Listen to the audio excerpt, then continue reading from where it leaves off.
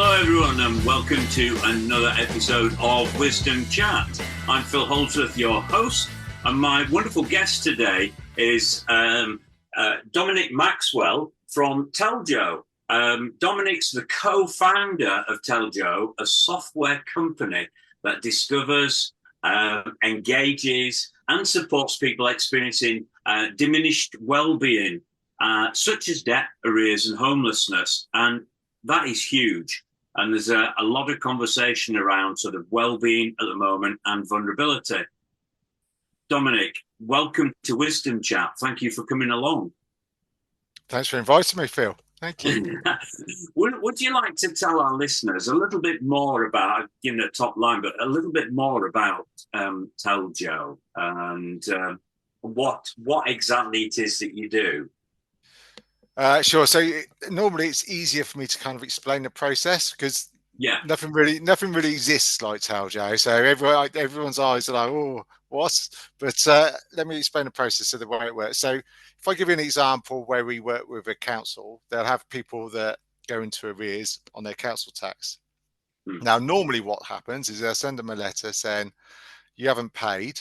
So actually you lose your right to pay, or we're going to send somebody around to your house, or this is going to happen and we're going to take you to court and all of this stuff. So, but what I'm saying is we should flip that on its head. We should treat people in a different way and have a different approach. And rather than just sending a letter saying we're going to do this or else, we should be asking people, actually, are you okay?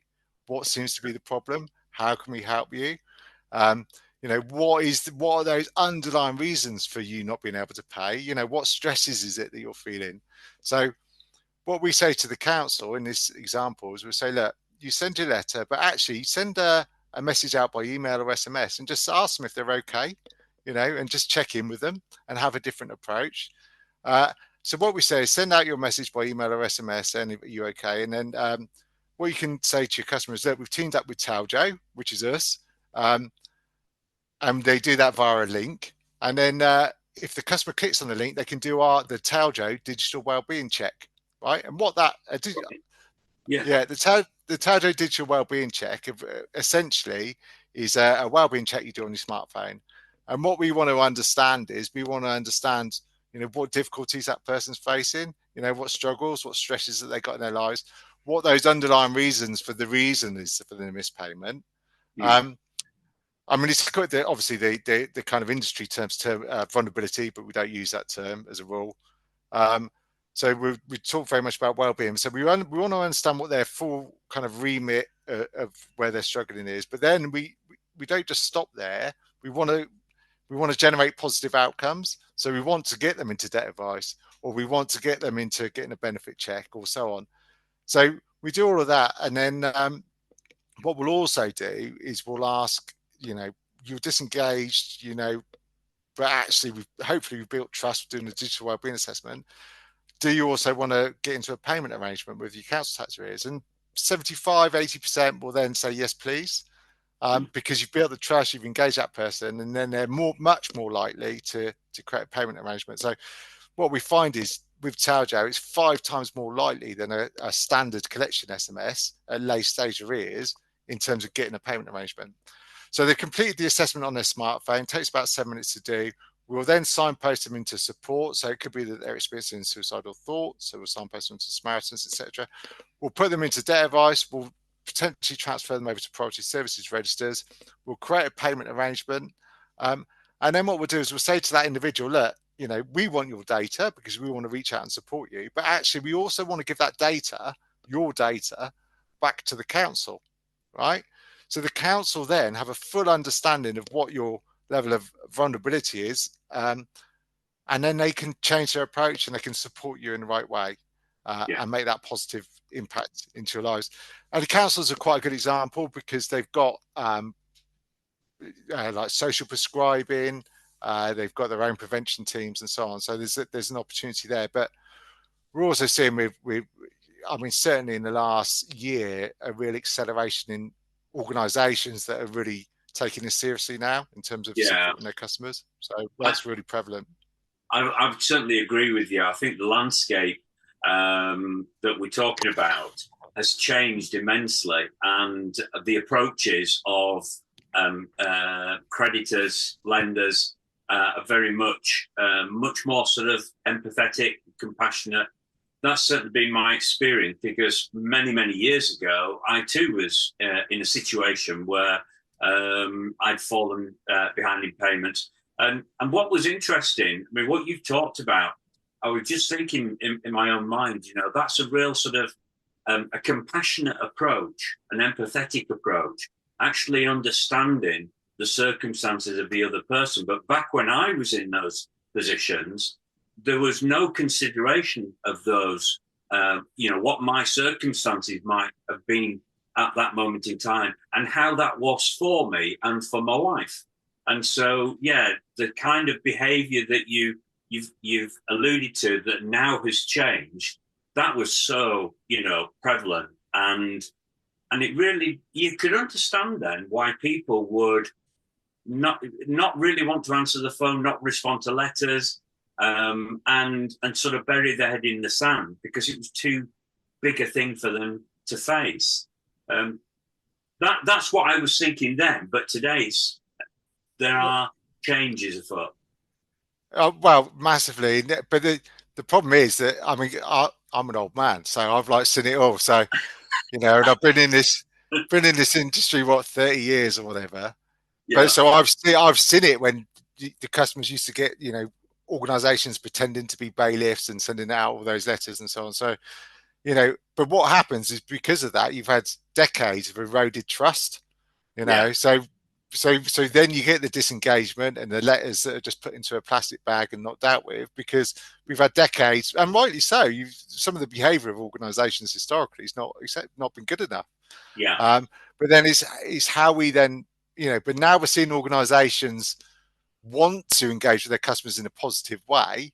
Then you've also got to build that trust, and that's where TellJO sits really nicely. Right? So that when somebody's asked to disclose their, let's call it vulnerability for the sake of ease. But so when a customer's asked to disclose vulnerability, they're not likely to disclose it to their bank or their insurance company, or But if you do it through a third party and it's done in a way that people feel comfortable, they're much more likely. But the end of that journey means that you've then rebuilt that trust. You've created that bridge, so that customer now retrusts that originating organisation, because just by nature of asking, "Are you okay?" Getting a third party to check your well-being, that customer then thinks, well, actually, they do care. They're not just asking me for money and don't care how I'm going to get it. They genuinely want to support me, in my life. That area of trust, I think, is really key, because I had an experience with a high street bank. Clearly, I won't say who, but that did influence my attitude towards that bank. And I would say probably even today, because of that experience, which could have been so different. But I do understand what you're saying, because I've had then the opposite experiences with some other big name lenders who, I've gone, wow, you've really changed. And I feel comfortable now talking with you and talking about these things. And so has the change that you've seen then through the work that you do at TellJO, have you seen this sort of grow to a point where, are we where we need to be, or is there further to go? Are we still on the journey? No, we're still very much at the beginning. Yeah, it's very much beginning. So for me, there's a lot of organisations that still do what I call the vulnerability theatre. So they'll put, you see all the stuff on LinkedIn. Look how good we are. Look at what we do, but it's not the reality. But the reality is, organisations that are thinking about how they can support their customers at scale. Yeah, it's not just about picking up some litter or painting a classroom. It's about how that 30% of your customers are struggling. What are you doing about it? What difference are you going to make? What impact can you do? So it's not just about, look at me, we're great. It's about, right, what actual physical outcomes are you achieving for your customers? And that's, so it's very much, there's a long way to go at the moment. There's a lot of fluff, and I actually want to turn that into substance. it's a little bit like the corporate and social responsibility attitude that prevailed for many years, where it was tick a box to say that we've done it, we paid, we've made our token gesture in a sense. And I don't want to belittle some that have worked quite hard at those areas, but I do agree with you. There is that sort of element of ticking a box, but what we're looking for is more in-depth changes, which has clearly happened in some companies. So we are progressing. What would you like that landscape to look like going forward? So if you could say we're making huge strides now, what would that landscape look like? So for me, my utopia is a place where there's a public-private partnership in terms of prevention and supporting people. So at the moment, there's all the data we need to help people at the earliest point, but no, it's not connected, and the motivations are not connected. Even within just public services, it's very silo-driven and disconnected. And you've got organizations, organizations have got millions of customers. So between us all, there's a huge opportunity to help people before they get into difficulty. But it's very much about having a joined up approach and having those clear goals in terms of helping people. So if we've been given money advice the last 10 years and it's the same amount of people are still struggling, whatever it is, 8 million people, and it was 8 million people 10 years ago, it's not working, is it? So we need to think about how we can reach those people all together, public and private, and start ticking off those people, getting those people into support and doing it properly. So that's a kind of example. When you're saying that about, sort of, I suppose in a way it's that collaboration to achieve a positive outcome. And I remember several years ago, there was three of us who, when I worked for Christians Against Poverty, who were invited to a joint meeting of a number of government departments, particularly those departments dealing with the sort of money and debt advice arena, or the arrears and so on. And I was kind of blown away. This is the first time I was aware that these government departments have come together to see what can we do together to make a difference. And I thought it was brilliant. And then afterwards, looking for the next meeting to take it the next step forward, to learn that somebody higher up, whether they were in government or whatever, I don't know, just quashed it. And this is one of the difficulties we're having as a nation, isn't it? The fact that sometimes it's the system, the process, the bureaucracy that aids that lack of cooperation that could actually, if it was allowed to, make a huge difference in people's lives. The opportunity is huge. So if you think that 70% of people that complete a TellJO wellbeing check are experiencing depression, right? And most of those have also got debt as well. But what are we doing about it? The system's overloaded. But what happens if we still don't help these people? What's the next step for them, and what's the cost to the taxpayer? Why, we should have systems in place, whether it be DWP or councils or large organizations that, our customers experiencing depression, are they getting the right, have we signposted them into the right support? Not only are we signposting them, do we know that they've gone on and getting the right support for them at that moment in time? I think to be able to do that, though, people have to have empathy, don't they? And we know just in just life generally, some people have got empathy and some people have got it in buckets load, and other people clearly have no empathy. And sometimes they're in roles where they make those decisions. So it's almost like a key characteristic, isn't it? It's a beer conversation now, Phil. So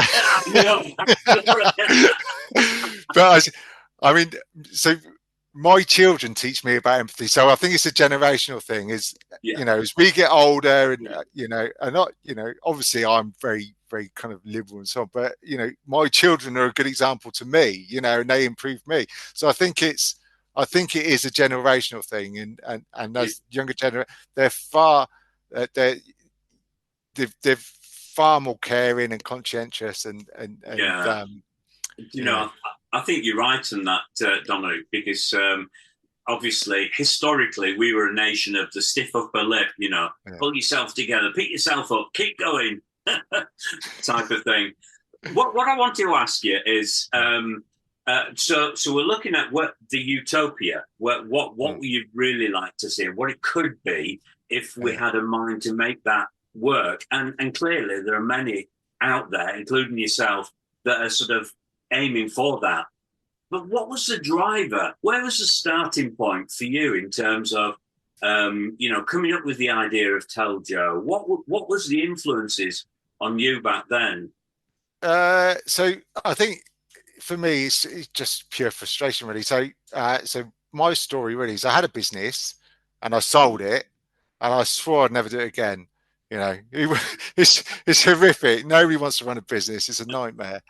And so I got a little job working for a council. I was earning 25 grand a year, and Right. I was on a desk, and I was just doing money advice for people. So people were coming in, and then I was but the problem was that people were coming in and they're like just about to be made homeless. They're putting their children out of school because they had to move, and it's just like, why do we live in a society where all of these people, nothing's happening until these people are making these life-changing decisions that are affecting them and future generations of their family? Why aren't we helping them much earlier? Where it's obviously better for them and more efficient. So I thought, how do we? Because there are a couple of problems you've got to overcome. One is people don't want to deal with their problems. All right. So second is that organizations don't want to deal with people's problems. And then, thirdly, people don't want to tell you about their problems. So, you've got all of those problems you've got to overcome. It's like thinking, how do we do it? How do we engage with people where they're likely to disclose their situation and get help? So I thought, do you know what? I worked for a council at the time, and I thought, do you know what if we targeted who we know are a vulnerable group, like troubled families, and we targeted them with WhatsApp, and we got them to get benefit checks, and we did that. So I prototyped it all out, and I wasn't getting any help from my employer. They were like, so I literally had to go and buy my own phone to test it at the time, and so I did it, and it's like, wow, do you know what? People, they won't talk to you on the phone, but they will disclose their situation digitally. It's like, Wow. Why isn't everybody doing this? And so I went to my bosses at the time and said, look, I've got this great idea. Here's all my evidence. We've just raised £500,000 for the most vulnerable people within the county. And they're like, no, we're not doing that. So okay. So what do I do now? So I managed to get some investment for 20 grand from Bethnal Green Ventures, and that was enough money for me to give up my job. I had a scrap of paper, and that's where TellJO was born. And now then I'm running a business again, which there we are. That's tremendous. I mean, I love to hear people's stories, the beginnings. Where did this spark come from? This idea and the drive behind it. And I find that quite sort of, on a personal level, quite inspirational. But interesting, isn't it? That you've discovered a way forward. So I can understand people really perhaps not wanting to talk face to face. There's a lot of things going on. It's an emotive subject, isn't it? It really does pull on the emotions of individuals. And the fact that we live in a society that historically had that stiff upper lip, we are out of that era. Those generations are still, with us, and some of that's still filtering through. So we don't discuss our problems or so, or we don't want to show weakness, or it's all my fault. Or having said that, Phil, we have quite a lot of elderly people that do our digital wellbeing assessment. So it's we've had people in their 80s, 90s. It's not And recently we did a project with Adrian Worthy Council and Southern Water where we ran all of the people that were on council tax support, and we ran them all through TellJO and gave them all a wellbeing check. Most of those are older generation. We had some really old people that did it, and it's just wonderful because I same as you, I had the assumption that most people that did our engagement with us digitally were younger, but it doesn't make that much difference. Yeah. I know we hear about silver surfers, as they certainly used to refer to them as, but that's us now, Phil. Is it? Yeah. Well, to be honest, Dominic, though, we're not really showing it apart from our beards. Yeah. Yeah.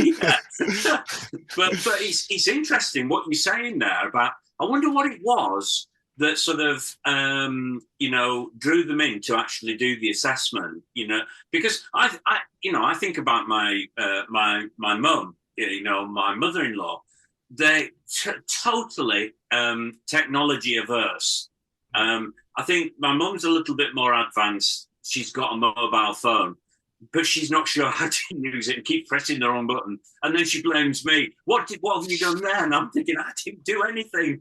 But my mother-in-law won't touch technology at all, not even a mobile phone. And but then you've got that same kind of generation that have engaged. Yeah. And I just wonder what it is for them. Why even in those generations there's a different mindset? I don't know. I think when I was designing TellJO, I hate friction, and everything's got to be as easy as possible. Right? Yeah. Anything that deviates from that just irritates me. Right? So I hate inefficiency, and I hate waste, and I hate getting frustrated with stuff. So when I design a product, it's designed for me. So it's designed to be very, very quick, very easy, and very easy to understand. Right. And so we actually had somebody with autism the other day that did it and thanked us for having a interface that they could engage with, because they said, I always get letters, but I don't, it's too much. But actually, the way your wellbeing check works, it was really good because I found it easy to use. So that's the kind of feedback that really makes you. That's really encouraging, is that? Because I remember a few years ago I was talking to a gentleman who had colour blindness, and he says, some of the back then it was just websites, but he says some of the websites I go onto, he says I just can't use them because of the impairment I've got in my sight. And so he says, if you're going to design anything, think about these things. And clearly, that's been part of the development of TellJO. And what a wonderful response from that person. That's great. I mean, have you, in terms of responses, what sort of things? Well, first of all, what are the main things that have been challenges, not for you, but for the people who've used TellJO? What are the most common challenges that seem to be cropping up? Are there any? Have you seen any sort of patterns? So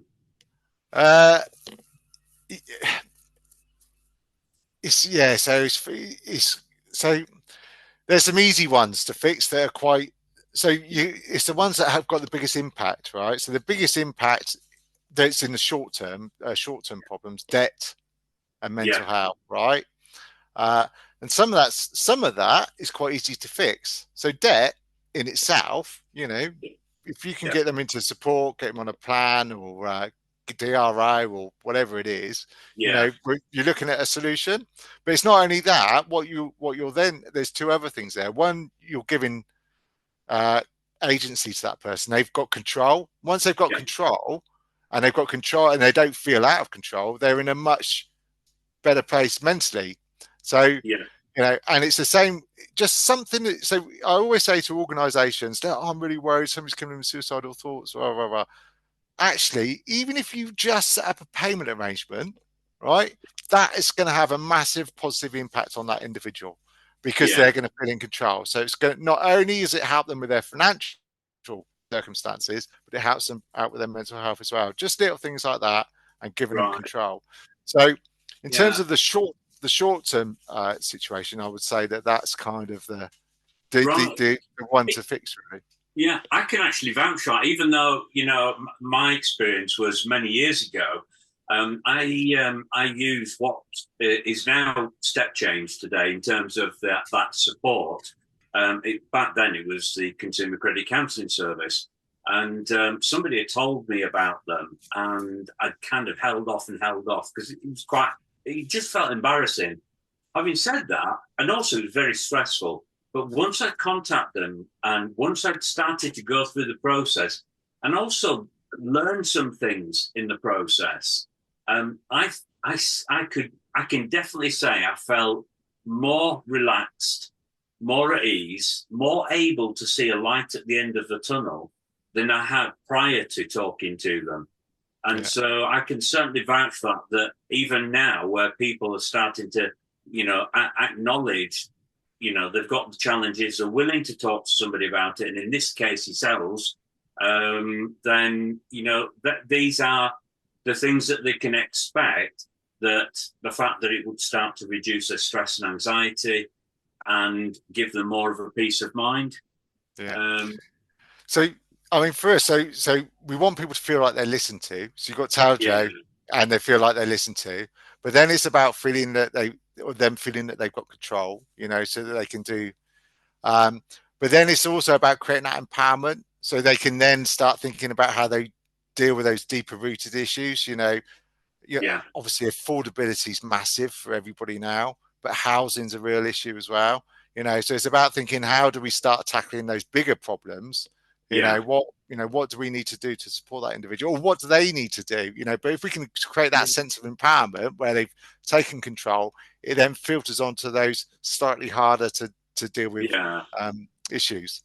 Yeah, I think that's great. Is that because it's like that saying, isn't it? Give a man a fish, he'll eat for a day. Teach a man to fish, he'll eat for a lifetime. And so if you start to empower people, it puts control back into their hands. And that's one of the drivers behind what I do, because one of the things I've always felt is missing, but it's a key component to all the things that you've listed there.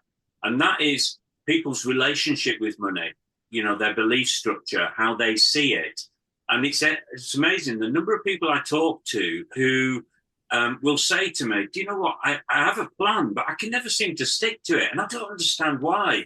And so you realize in those circumstances, all the education in the world, albeit it's good, wouldn't necessarily address that part. And it was just recognizing there are certain pillars here in terms of equipping somebody to be more resilient and make good choices and being able to move forward and build a future for themselves.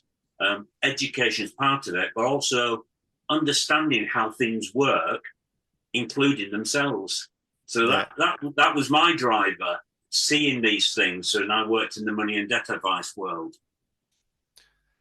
So, but then, but then I think it just leads on to how we can be better at it in society. How we can support loneliness, how we can, make housing more accessible, and all of these other things that really have a real negative impact on our customers at the moment. So, I do think there is a real need, isn't there, in people to actually care about these things and want to make a difference.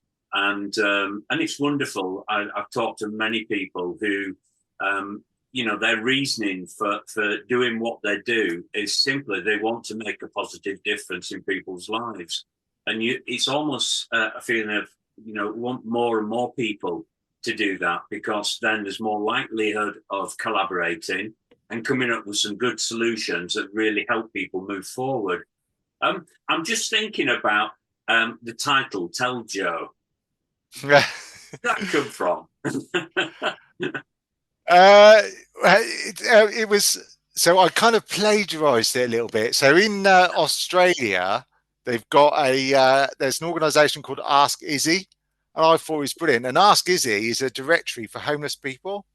Right. So and it's on your smartphone, and you can say, where's the nearest food bank, whatever, and it'll tell you. And it's Ask Izzy. And Izzy was a homeless guy in Melbourne who all the homeless people used to go to and say, Izzy, where can I get this? Where can I get that? Sorry, it was Iggy. It was Iggy. Oh.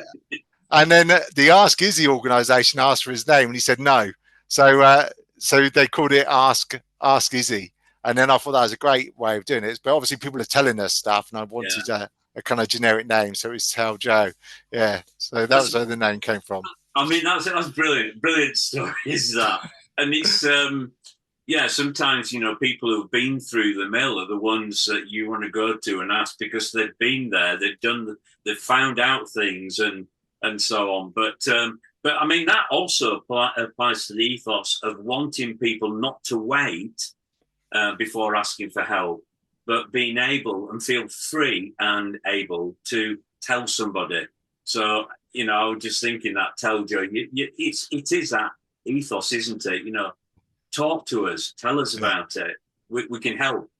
Yeah. And I think it just follows on. So going to what you're saying earlier, if you can communicate with kindness, and then have a kind of trusted source that you can communicate to. So your outgoing messages of kindness, and then you're kind of inbound where you're telling Joe, is trusted, then you're most of the way there. And I think that's it. That's what people are wanting to feel, that they can talk to somebody who they can trust. And I think we underestimate the value of trust sometimes. But it's when somebody's in that position where they can feel they can trust the person in front of them, or the person at the end of the phone, or the person that they're in dialogue with online, they're more likely to be honest about the circumstances and how things are. But I think it'll be good business sense as well. I don't think in a decade's time there's going to be any organisation that's not trusted. So I think anybody that's cut the corners or is not investing in their customers are not going to survive. The ones that aren't innovating now to build that customer trust will be the ones that fail within the next decade. It's interesting when you look at, like, for example, the recruitment market and some of the sites like Glassdoors, where people are able to put up comments about organizations, not just the organization, but the leadership of the organization as well. And the thing that comes across so often is how do you treat your people, and how do you treat the environment? And I suppose there's that driver, and it goes back to what you said earlier on about your children sort of teaching you about sort of empathy and things like that, that they care more about things rather than just keep going, whatever, keep going. And I think because of things like that, we're starting to see people realize, do you know what? I can't just brush this off now. I need to really think about how I'm dealing with this, because it's how I'm perceived, or how we are perceived out there, that could either make or break our future. It's an interesting dichotomy, isn't it? Because shareholder value is driven by money, but actually, it's the way society's going is driven by purpose. So, so I think you can have that, but ultimately, shareholder value and money will be affected because you haven't got your purpose, because customers won't trust you. Yeah, and it's interesting that. I mean, I know it's a digression, but the whole area of purpose is a big issue, because some people are just sort of drifting through life and don't really know what their purpose is, and they're being drawn this way and that, rather than actually making sort of those choices that actually will be good for them. Sometimes don't even understand what the choices are that they can make. But the fact that TellJO is out there and is making a difference out there, and I think he's wonderful. I think it's fantastic. It's an example to more and more of us of how best, by working with people and caring about them, we can get the better return. I remember when I worked at Christians Against Poverty, one of the things that we were often criticised about, and there was this mindset of how can you talk to people or talk about people saving who are in debt? So there was this, no, they need to pay their debts off. But I just said to them, I said, if you want people to, build that resilience going forward, you have to change behaviors. And how do you change behaviors if we can't have the opportunity to put those good behaviors in there, such as saving, albeit it's a very small amount, but it's building a habit that is going to serve them well in the future. Actually, for you as a company who's got shareholders, it's a accredited company, you're looking at your profit line, that's such good business sense, because you'll gain more back than if you actually don't show compassion and empathy and batter somebody down to the point where they just give up. Yeah. Well, yeah, and I think I see that quite a lot, especially in like terms of council tax collection, where you've only got set days for direct debits. If you don't fit in that day, and then you're managing 20% of the, or 20 or 30% of your debt book, so to speak. Yeah. And actually, you're not, you might collect a payment once, but then the problem's still there. You haven't solved the problem, and so it just comes on the following month, and it's like, well, you're then paying an overhead to service that every month because you're not fixing the problem. So I think I see a lot of that. It just perpetuates the issues, doesn't it? By sort of treating people as though it's your fault. You need to sort it out. We're going to do this or we're going to do that, and you can see people retreating and burying their head because they don't think that they can actually deal with this, or it's actually really having an adverse impact on them. And I think, when I hear some of the stories where people have even taken their own lives because of this, I'm thinking it didn't need to happen that way. No. And there is something that we can do about it. And you clearly are with the work that you do. So thank you for that. I'm just thinking in terms of the future then going forward. So you've given us that sort of image of the utopia side, but actually I don't think there's anything wrong in sort of aiming for that and believing that at some point in time, people will begin to wake up even more and recognize that what you're saying is actually right. And it's going to give them a good return, and it'll have a vast improvement on society as a whole. What kind of things would you like to be able to do leading toward that, and the types of people and organisations that you'd like to be talking to? So where we're at the moment is, so we've done a bit of work with councils, and that's developed our product, and we got there. But ultimately, it's big utilities that we want to be working with. So we're just about to start a very big project next month with a large energy utility, which is really exciting. And so the scale will how we're able to support people would be really exciting as well. And we're also just started work with a large water company as well. So where we can reach, a vast amount of people, and offer and for them to have that opportunity to check on their well-being via our assessment, then that's what we want. But then ultimately where we want to get to is then how can we support them in the long term? So yes, we can support them now, we can refer them into support, but how do we then create the opportunity for them to do that on an ongoing basis? So that's kind of the next piece of the jigsaw for us. Right. In terms of people being able to contact TellJO, say somebody's in difficulties and they've decided, I really want to talk to somebody. Can people sort of contact you direct in terms of go to your website and or does it have to be that you're in collaboration with an organisation and they do the referrals? Yeah, so it always comes via an organisation. So as it is at the moment, there's no facility to come directly to us. Having said that, where we're talking to some organisations at the minute, they want to embed our platform within their website. So it could be that any of their customers at any time can just go via their website and then complete a wellbeing check on there. Right. So then it makes it much more imperative then that you are able to partner with as many of these organisations you talked about, like you said, the utility companies, gas, electric, water, even telecommunications, because of the numbers of people they're already dealing with. So it will be great for that sort of collaboration to continually increase. Exactly. Yeah. Well, Dominic, thank you so much for this. Really appreciate having a candid chat with you. And even if we are going a bit grey, but no, it's fantastic. I wish you all the best with what you're doing. If anybody just wants to look up and learn a bit more about TellJO, where could they get hold of you? Where could they get that information?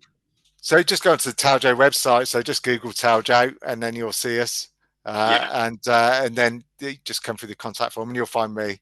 Yeah. So I'm always accessible, always there. Yeah. No, you're only ever one click away from Dom. There you are. I suppose the other thing as well is if somebody is ringing up their utility company and they're saying, I'd really like to talk to somebody. Do you work with TellJO? Yeah. Because if they're not, that might encourage a conversation and a connection with yourselves. I think, 100%.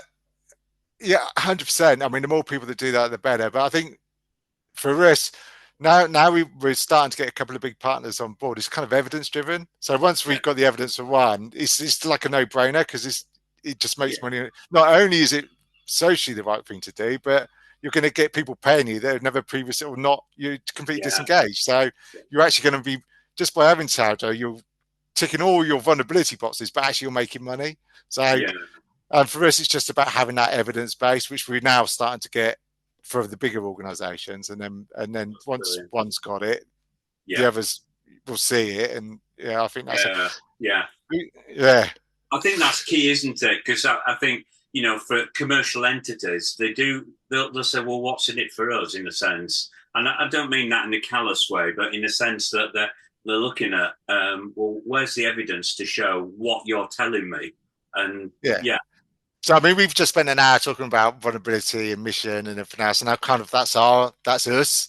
But from an organization point of view, it becomes very easy to sell our product if we say for every £1 you spend, you're going to get £5 back. So then the rest of it's easy because you're like, well, there you are. It's just like if you don't buy it, you're going to lose money. So exactly. Is there anything before we finish? Is there anything that you would like to say that hasn't been said already? It's just to say, I mean, it's been quite hard. So when I set up TellJO 8 years ago, it was really tough because I thought all the companies would want to know who their vulnerable customers are, but they didn't get that through. Once I started it, go, oh, look, we can identify your vulnerable customers. Like, well, we don't really care. So now we've got to here, you're getting, there's like vulnerability evangelists in a lot of these organizations. So it's just to say to them, just keep doing what you're doing, because that change is happening, and it's down to that change has been facilitated by individuals like yourself and other individuals. Those vulnerability evangelists are in those organizations and they're making that change happen. So just to say to them, just keep doing it, because it's hard, but you will get there in the end. Yeah, that's fantastic. Dom, thank you very much for this conversation. I've really appreciated it. And I just want to wish you all the best, not just for the rest of the day, but for the work that you're doing as an organisation. And more power to your elbow. Thank you, Phil. It's been an absolute pleasure. Thanks very much for your time. Appreciate that. You take care. Okay.